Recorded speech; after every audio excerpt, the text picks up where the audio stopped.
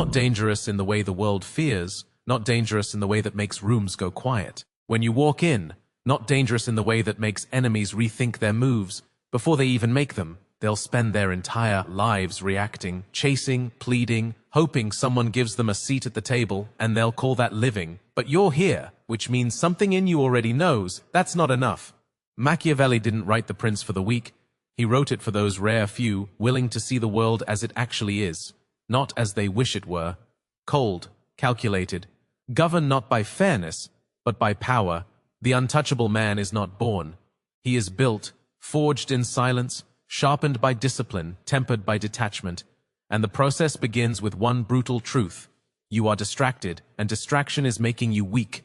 Every notification, every argument you entertained, every person whose opinion you allowed to live rent-free in your head, all of it is stealing from you.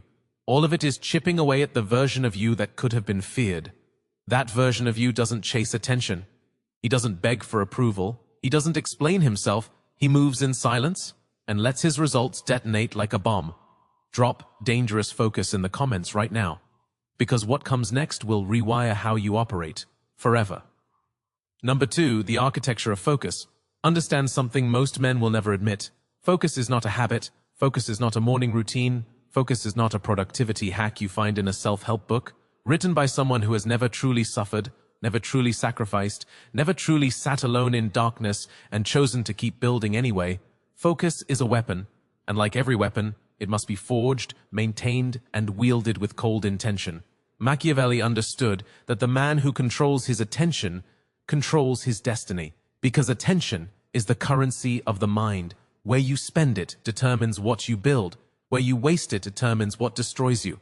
Most men scatter their attention like beggars throwing coins, a little here, a little there, wondering why they never accumulate anything worth having. They give their focus to people who don't deserve it, to arguments that don't serve them, to distractions that were deliberately engineered to keep them small, keep them consuming, keep them dependent. The untouchable man operates differently. He treats his attention like a sniper treats his ammunition, deliberately, precisely, and never without purpose. He decides, before the day begins, where his mental energy will go. He builds walls around his working hours that no person, no notification, no emotional disturbance can breach. He understands that every time he allows something unworthy to capture his attention, he is handing over a piece of his power, and a man who gives away his power in pieces will one day find himself with nothing left. This is where discipline enters. Not the soft motivational poster version of discipline, real discipline. The kind that operates when motivation is dead, when the environment is hostile, when every weak part of you is screaming to stop. That discipline is built through one thing only: repeated refusal, refusing comfort, refusing distraction, refusing the slow poison of mediocrity, dressed up as relaxation. You want to become untouchable. Then guard your focus like it is the most valuable thing you own, because it is. Number 3, the power of detachment. Now we enter the territory most men are too afraid to explore. Detachment, not indifference, not coldness for the sake of cruelty, but the deliberate, disciplined severing of your emotional dependency on outcomes, on people, on validation, on anything external that has been quietly holding your power hostage without you even realizing it. Machiavelli warned us centuries ago.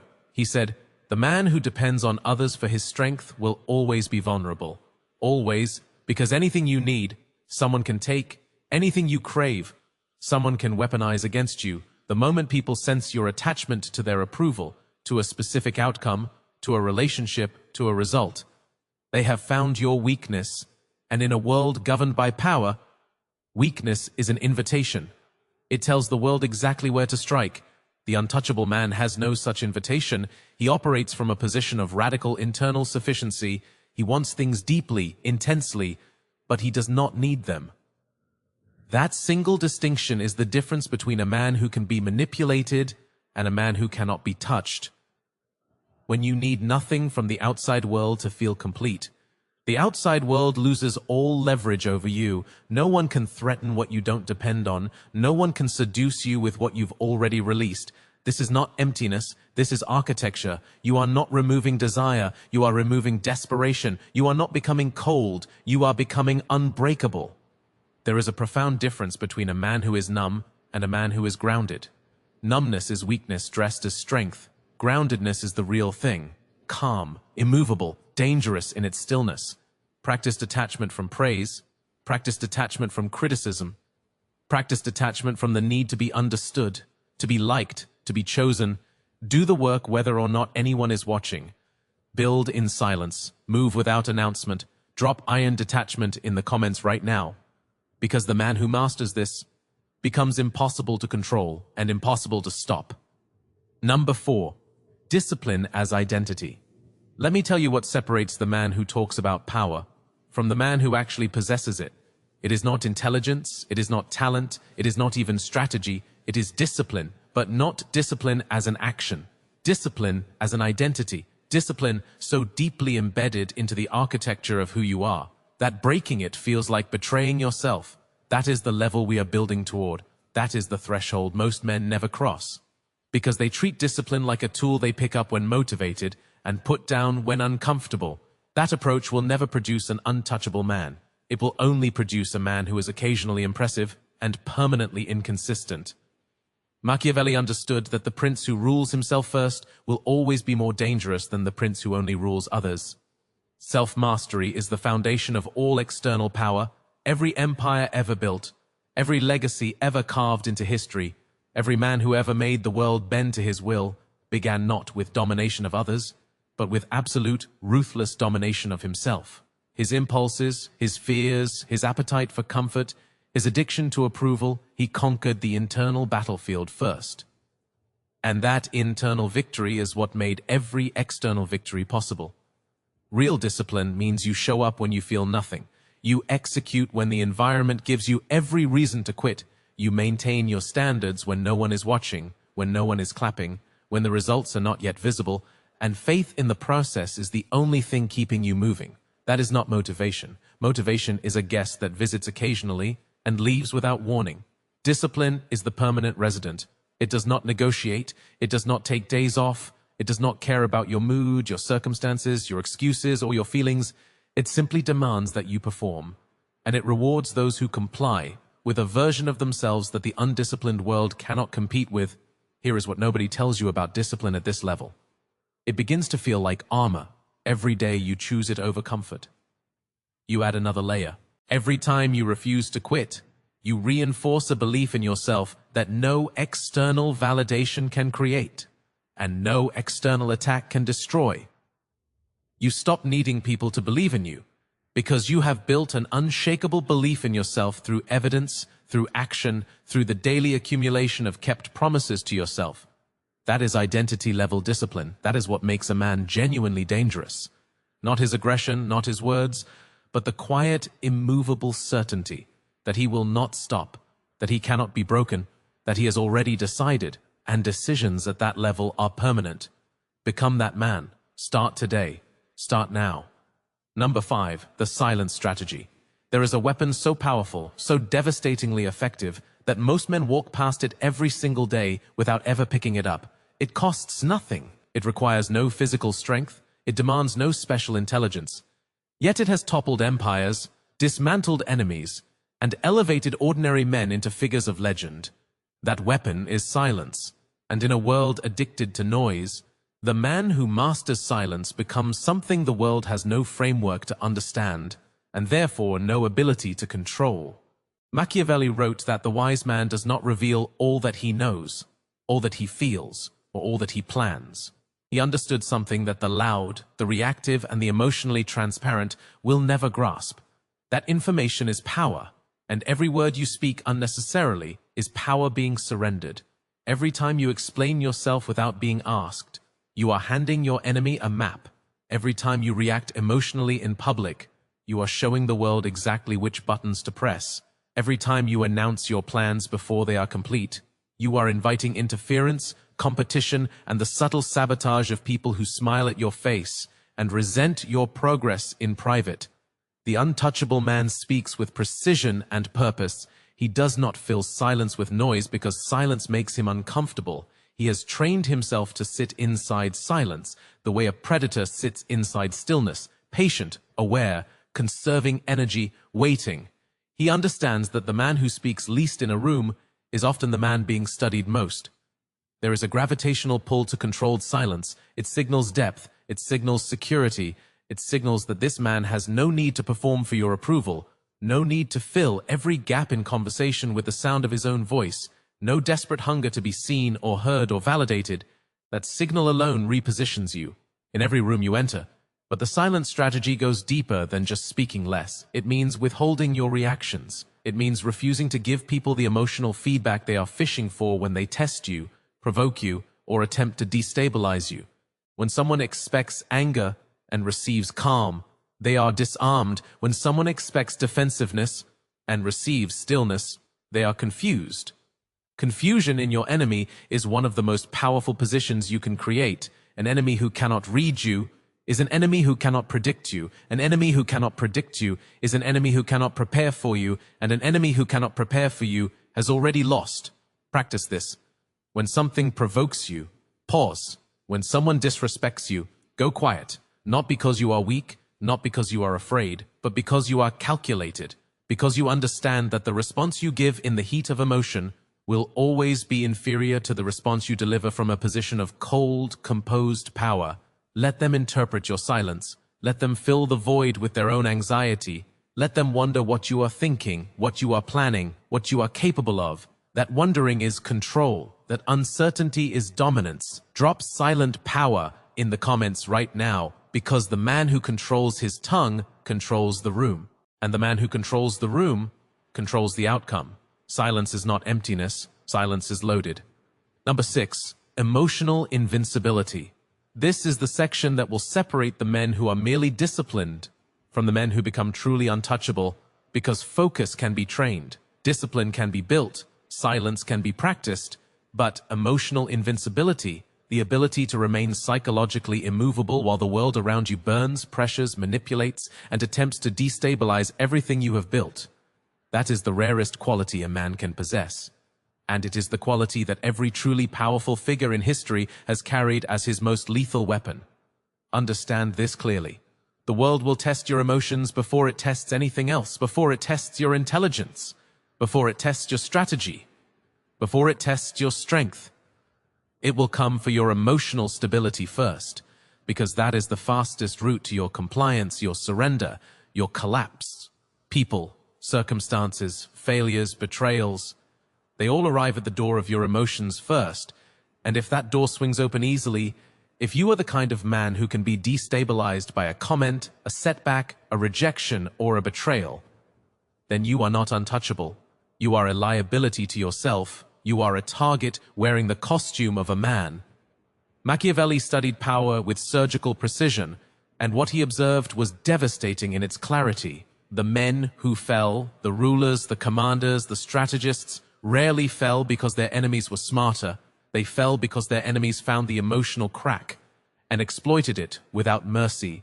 Pride, jealousy, the need for love, the fear of humiliation. These were not weaknesses of the mind. They were weaknesses of unguarded emotion. And once an enemy locates that crack, he does not attack it once. He returns to it repeatedly, pressing harder each time until the structure collapses from the inside. The untouchable man has sealed those cracks, not by suppressing emotion.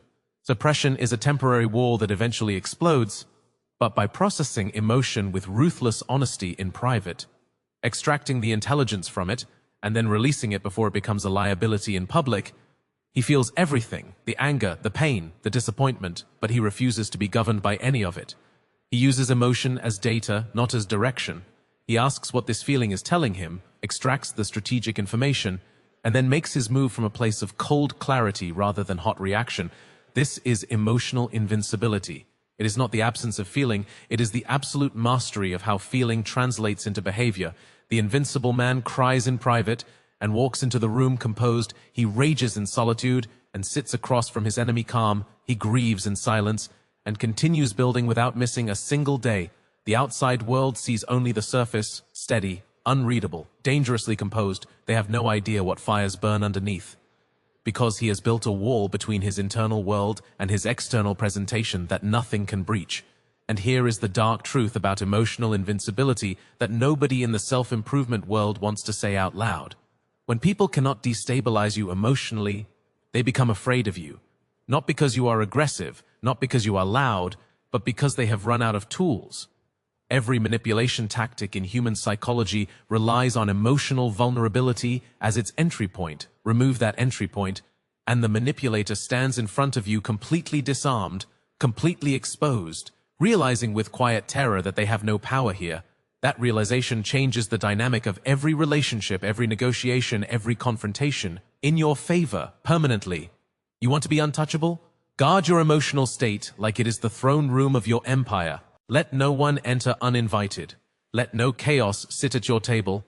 Let no person's behavior determine the weather inside your mind.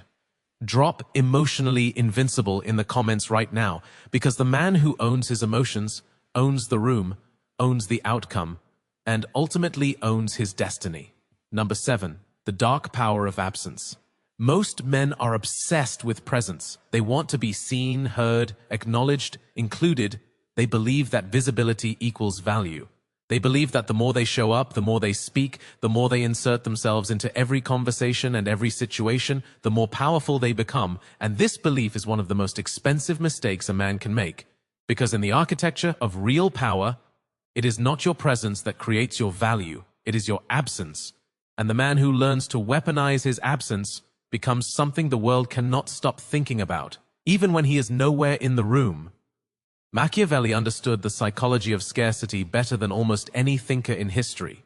He observed that men desire most what they cannot easily access, that the ruler who is always available is never truly respected, that the advisor who speaks at every occasion is eventually tuned out, that the man who withholds himself strategically, who appears, makes his mark, and then withdraws, commands a level of attention and speculation that constant presence could never manufacture. Absence, wielded deliberately, is one of the most psychologically sophisticated power moves available to a man who understands human nature at its deepest level. Think about what happens in the mind of someone when you suddenly go quiet, when you stop explaining yourself, when you stop checking in, stop seeking, stop making yourself conveniently available to everyone who demands a piece of your time and energy.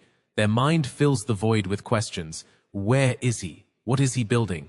What does he know that I don't? What is he becoming while I'm standing here waiting for his attention? That psychological vacuum you create by withdrawing is not emptiness. It is influence. It is the invisible hand that keeps people oriented toward you.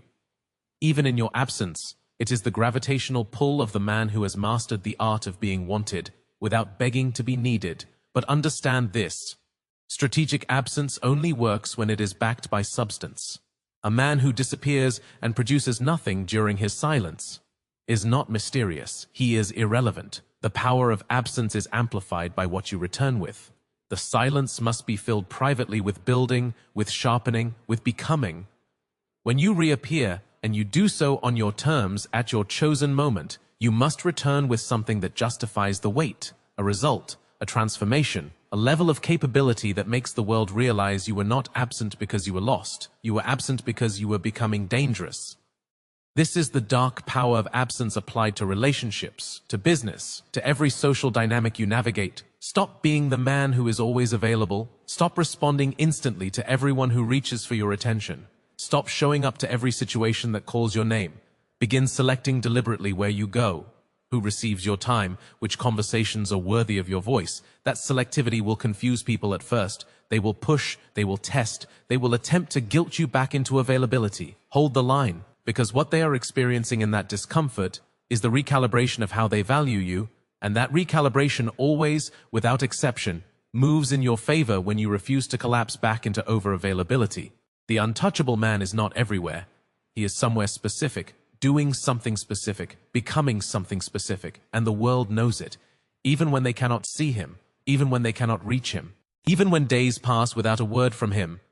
His presence is felt more powerfully in his absence than most men's presence is felt when they are standing directly in front of you. That is the dark power of absence. That is the psychological weapon of the man who has truly mastered scarcity. Become rare, become selective, become the man the world cannot stop thinking about, even when you give them nothing to think about, because silence and absence combined are the loudest statement a powerful man can make. Number 8, rebuilding in the dark. There is a chapter in every powerful man's life that he never posts about, never announces, never performs for an audience, a chapter with no applause, no validation, no external confirmation that what he is doing is working or that who he is becoming is worth the cost.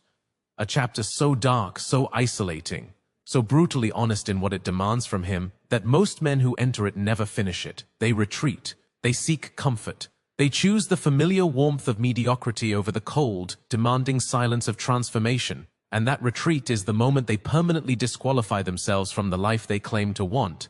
But you are not most men. And this section is for the version of you that is currently in that chapter, or will be soon. Machiavelli wrote that the prince who has never known adversity has never truly been tested, and the man who has never been tested cannot be trusted with real power, because power without trial is fragile. It shatters the moment real pressure arrives. The man who has only ever operated in favorable conditions is one storm away from collapse. But the man who has built in darkness, who has continued to move, to plan, to sharpen himself during periods of loss, betrayal, failure, and isolation, that man carries a different kind of strength, a kind that cannot be manufactured in comfort, a kind that can only be forged in the specific heat of difficulty endured without surrender. Rebuilding in the dark means continuing when the results are invisible. It means executing your discipline on the days when you feel completely broken.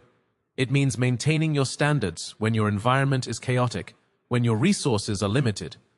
When the people around you have either abandoned you or are actively working against you, it means choosing the long game at the exact moment when the long game feels most impossible, most unreasonable, most cruel in what it is asking you to sacrifice.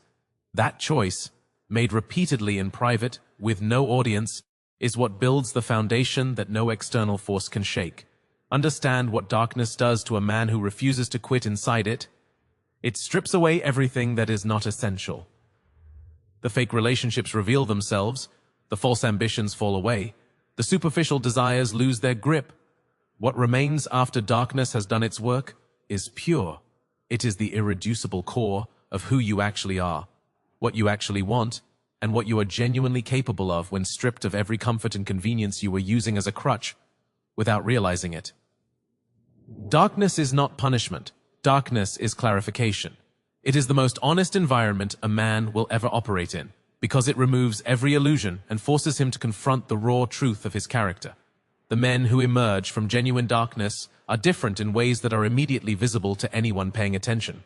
There is a stillness in them that was not there before, a groundedness, a quiet certainty that does not need to announce itself, because it is already evident in how they carry themselves, how they speak, how they make decisions, how they respond to pressure. They have been tested at the level that most men never reach, and they did not break. That survival, that refusal to collapse, writes itself permanently into their identity. It becomes the bedrock of an unshakable self-belief that no future adversity can fully erode. So, if you are in the dark right now, if you are in the chapter, with no applause, no visible results, no one around who understands what you are building or why you are sacrificing what you are sacrificing, hear this clearly: you are not losing. You are being constructed. Every day you continue in that darkness is a day the man you are becoming grows stronger, sharper, more dangerous, more capable, more untouchable than the version of you that existed before the darkness arrived. Do not rush the process. Do not beg for the lights to come back on before the work is done. Stay in it, build in it, become in it. Drop "built-in darkness" in the comments right now. Let me know you're in the process. Let me know you understand that the dark chapter is not the end of your story. It is the beginning of your most dangerous version. Number 9, the untouchable mindset. Everything we have covered until this point. The focus, the detachment, the discipline, the silence, the emotional invincibility, the power of absence, the willingness to rebuild in darkness. All of it converges here. All of it feeds into this single final architecture of the mind that separates the man who is merely strong from the man who is genuinely untouchable. Because untouchability is not a collection of habits. It is not a checklist of behaviors you perform when you remember to. It is a mindset, a complete and total reorientation of how you see yourself, how you see the world, and how you position yourself within it. And once this mindset is fully installed, once it becomes the operating system through which you process every experience, every challenge, every relationship, every opportunity, nothing external can reach you in the way it once did. Machiavelli's most profound insight was not about strategy or politics or the mechanics of power. His deepest insight was about the interior world of the powerful man. He observed that the truly formidable figures of history were not those with the most resources or the most allies. They were those whose internal world was so ordered, so disciplined, so completely under their own governance that external chaos could not find a foothold inside them. They had built a mental fortress, not a wall that kept the world out in fear, but a structure so solid, so deliberately architected from the inside, that the world's attempts to destabilize it simply had nowhere to land.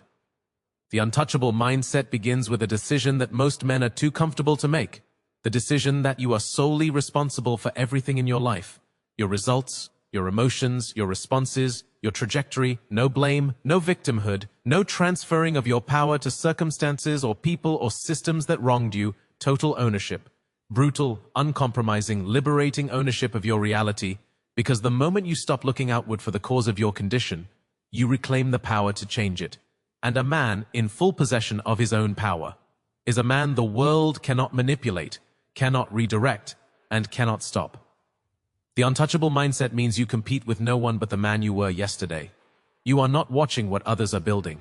You are not measuring your progress against timelines that were never yours. You are locked into your own lane, with a focus so narrow and so intense that the noise of comparison, envy, and external judgment simply cannot penetrate it. Other men's success does not threaten you. Other men's opinions do not move you. Other men's timelines do not pressure you. You operate on your own clock, in your own direction, by your own standard. And that standard is set higher than anything the outside world would dare demand of you. This mindset transforms how you absorb failure. The untouchable man does not experience failure as identity. He experiences it as intelligence. Every loss is a lesson extracted with surgical precision and immediately applied.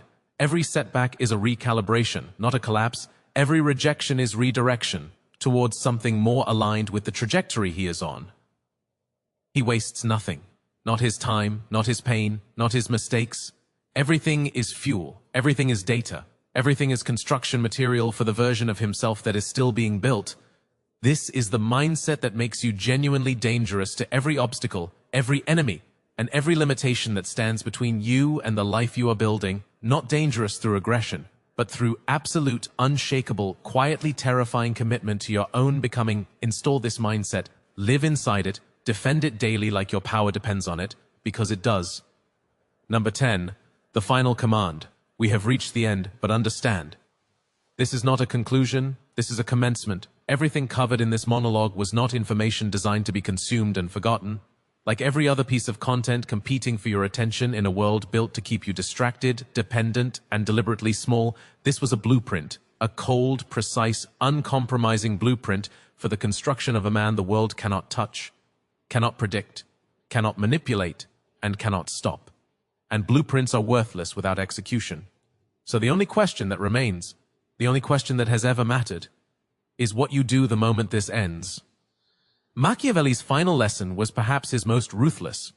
He said that the distance between the man who knows and the man who acts is where most men die, not physically, but in every way that matters. They die in potential never activated, in power never claimed, in the version of themselves that existed as a possibility, but never made the transition into reality, because knowing felt close enough to doing, and comfort felt close enough to progress. Do not be that man. That man is everywhere. That man is the majority.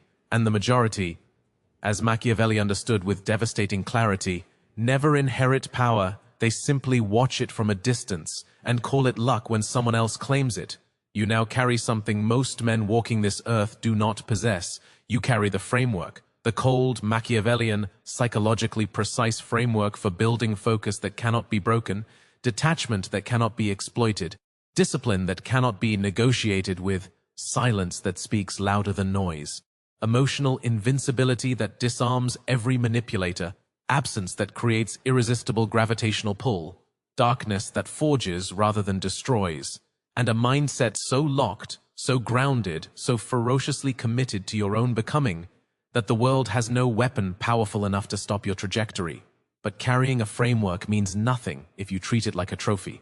Most men collect insights the way others collect possessions, proudly, passively, without ever putting them to use. They watch videos like this one, feel the fire ignite somewhere deep in their chest, and then walk back into the same patterns, the same distractions, the same conversations, the same version of themselves that existed before the fire was lit, and slowly, quietly, without even noticing, the fire dies, not because it was weak, but because it was never fed with action.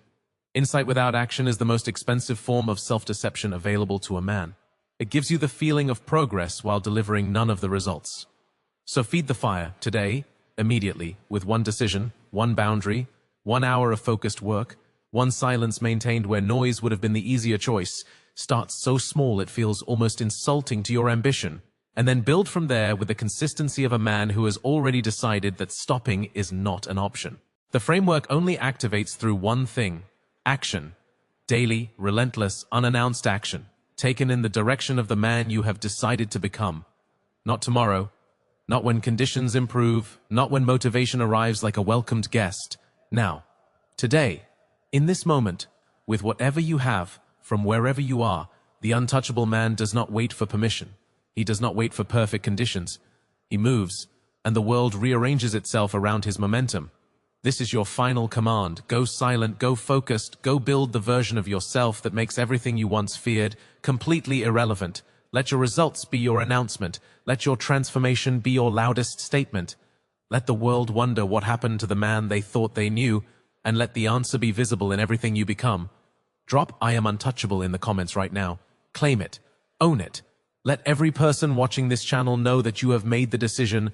Let that comment be the first act of the man you are becoming. Public, committed, irreversible.